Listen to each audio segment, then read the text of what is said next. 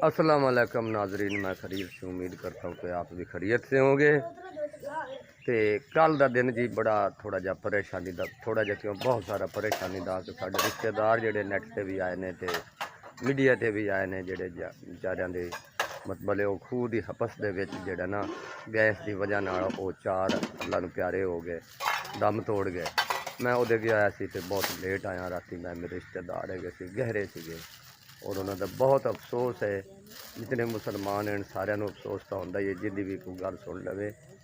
तो काम नहीं जी शुरू किया 4 दिन हो गए, बारिशां पैंदियां 5 तो अल्लाह ने रात का करम किया है। जिंदा खाइए उनका गीत गाइए।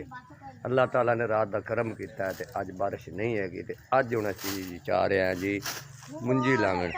ए जिहड़े बच्चे ना ए चाह पका के ते पी रहे ने। अज हुण असीं जा रहे हैं जी झोना लावण। चलो भी मोहम्मद सुबान, मोहम्मद फिजान, मोहम्मद अजान, चलिए मेरा पुत्र अज बड़े दिनों बाद आप रोज़ी दे अड्डे ते जा रहे हैं। तो जिंदगी दे विच ते होंदे ही रहना है काम। तो बाकी जिहड़ी कल परेशानी बनी है ओए होए होए जी नाजरीन, तो असीं जी जा रहे हैं मुंजी लावण। ए माशाल्लाह मेरी लेबर जा रही है जी सारी। अगे ला के कोई पनीरी पट्टेगा, कोई तीला टूंगेगा, कोई रोला पावेगा, किसी ने चुप करावांगा, किसी ने कुटा मारांगा। इस तरह सारा दिन रौनक दे विच माशाल्लाह साडी गुजर जाती है। चल बे मल्लू, मल्लू इहदा नाम जी मोहम्मद फिजान है। तो असीं प्यार तो मल्लू मल्लू सदने। तो तू छेड़ू है, तू पिछे लग यार सारियां दे। तू सोटी लेके अगे लग्या होया। तू छेड़ू है, तू सारियां दे पिछे लग बई मैं सारियां नूं वली ले जाना। हाँ इंज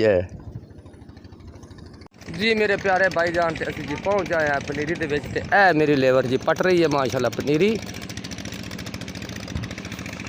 ते हुण असीं जी ए नाल वाले रफड़ दे विच करांगे शुरू। वो भी तुहानूं विखाया जैसी है बोर है एक कच्ची जी नाल ए पट रहे हैं। ते मैं भी इन्हां दे नाल लगा पनीरी थोड़ी जी पट के ते कोई लावण लग पवांगे। ते बेगम जिहड़ी ना एक कल्ली पट्टी जावेगी। असीं फिर सारे जी जिहड़े ना ये मुंजी असीं ये लाई जावांगे। ए साइड का माहौल है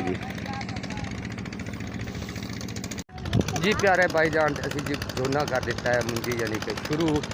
और तैयबा बीबी ला रही है। तो ए मोहम्मद सुबान इन्हें 2 गुठियाँ ला ली। मैं पनीरी पटदा रहा। तो हुण मैं भी जनाब ए रफड़ दे विच पहुँच आया तो मुंजी करन लगे हैं जी शुरू।